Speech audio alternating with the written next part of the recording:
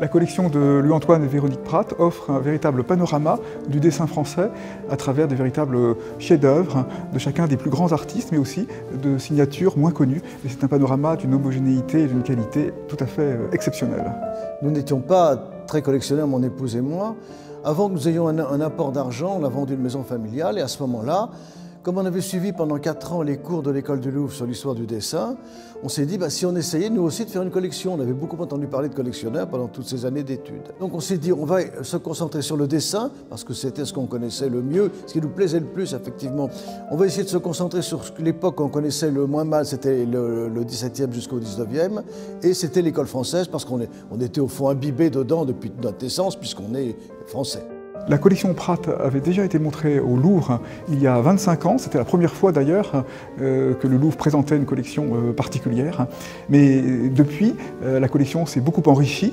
Il y a beaucoup plus d'œuvres présentées et c'est un grand retour à Paris, une vraie joie que les collectionneurs aient accepté de partager leurs trésors pour ces quelques mois. Cette collection a beaucoup voyagé. Nous estimons, mon épouse et moi, que les œuvres d'art, c'est fait pour être partagées. Un de mes amis avait dit un jour « Toute œuvre d'art dans un coffre est un crime ». Et je trouve que cette phrase est très belle, c'est tellement juste. Les œuvres d'art ne sont pas faites pour la spéculation et surtout pas faites pour être cachées. Les scénographes de l'exposition ont tenté de reconstituer un peu de l'atmosphère d'une collection particulière. Chez les collectionneurs, les dessins ne sont pas présentés par ordre chronologique, bien sûr, c'est un intérieur. Mais pour l'exposition, il nous a semblé préférable pour les visiteurs d'adopter un ordre chronologique du début du XVIIe siècle jusqu'à l'orée du XXe siècle.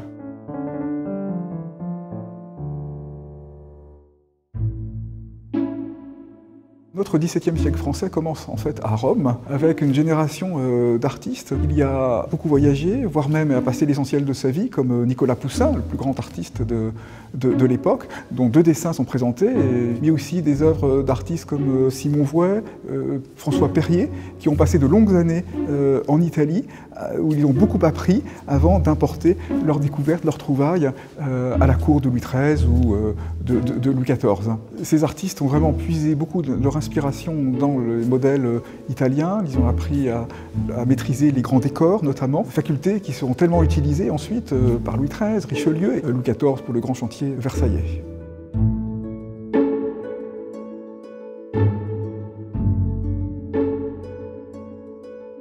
Au fil des décennies, les techniques changent.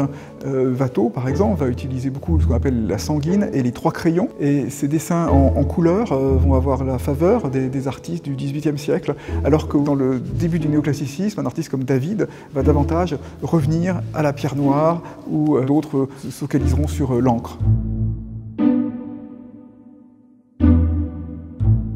Tout cela est balayé par le romantisme d'un Géricault, d'un Delacroix, un artiste particulièrement bien représenté dans l'exposition, plus d'une douzaine de dessins qui permettent de suivre toute sa carrière, mais des artistes aussi très marqués par la leçon quand même de l'histoire et du néoclassicisme finalement. Et on voit d'ailleurs un artiste comme Ingres, qui se veut à la fois l'apôtre des temps anciens, mais qui est très novateur finalement, d'une liberté qui fait que l'opposition toujours entre Ingres et Delacroix est un petit peu vaine.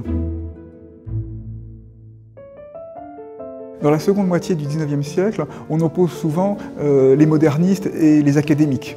Mais de fait, quand on regarde leur production dessinée, on est frappé par l'originalité, la sensibilité de tous. Qu'il s'agisse de grands décorateurs muraux ou au contraire d'artistes que l'on classerait plus dans les novateurs, les paysagistes comme Fromentin ou Regnault ou d'autres.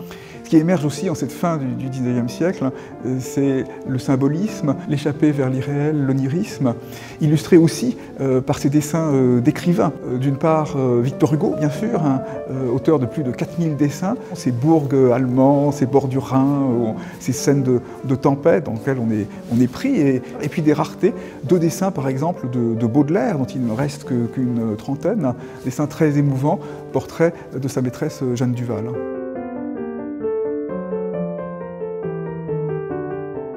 La perspective de l'exposition d'ailleurs aboutit à un splendide dessin au fusain très sombre d'Odillon Redon, pour rebondir vers cette modernité dans laquelle nous introduisent les dessins de Seurat, une très belle sélection avec ses noirs très profonds, très veloutés aussi, et puis Cézanne, une ouverture vers l'abstraction à travers ces constructions géométriques qui représentent certes des arbres, mais il y a autant de surfaces blanches sur la feuille que de notations réalistes. On sent une profonde méditation, un vrai renouvellement du dessin, qui n'est plus du tout une illustration de la réalité, mais une transcription absolument fascinante.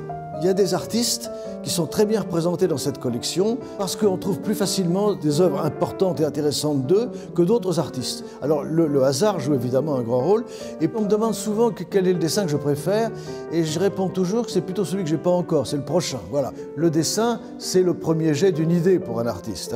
C'est là vraiment où il exprime son idée, donc c'est vraiment ce qu'il retient de la réalité. C'est vraiment la conquête du réel sur le moment. C'est ce côté intime du dessin, l'impression d'être pratiquement penché sur l'épaule de l'artiste qui donne à ces expositions un appel particulier.